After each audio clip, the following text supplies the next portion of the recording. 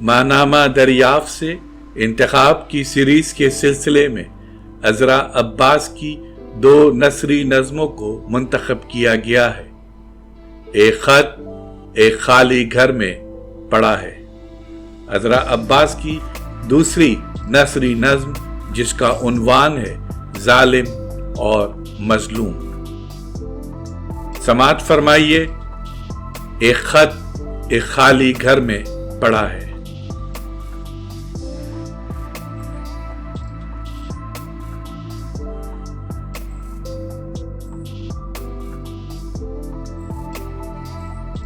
ایک خط ایک خالی گھر میں آ کر گرتا ہے، خالی گھر میں کوئی نہیں، کوئی نہیں، کوئی یہ بھی نہیں جانتا کہ خط خالی گھر میں پڑا ہے سوائے اس خط کے جسے لکھا گیا۔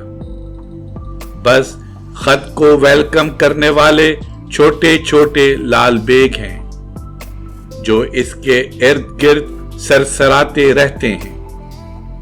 ہلکی ہلکی ہوا جو دروازے کی جھریوں سے داخل ہو کر خط کو روز تھوڑا سا آگے کھسکا دیتی ہے، آگے خالی گھر کے بیچوں بیچ لانے کے لیے۔ گھر کب تک خالی رہے گا یہ خط نہیں جانتا۔ کون اسے پڑھے گا؟ پڑھنے والا وہی ہوگا جس کے لیے لکھا گیا تھا، یا کوئی دوسرا بھی ہو سکتا ہے۔ ایسا بھی ہو سکتا ہے خط پڑھا ہی نہ جائے، لیکن خط لکھنے والا کوئی دوسرا نہیں ہو سکتا۔ وہ کہیں کسی برآمدے میں، کسی کمرے میں، کسی سواری میں یا کسی اسپتال میں اس خط کے جواب کا منتظر ہوگا۔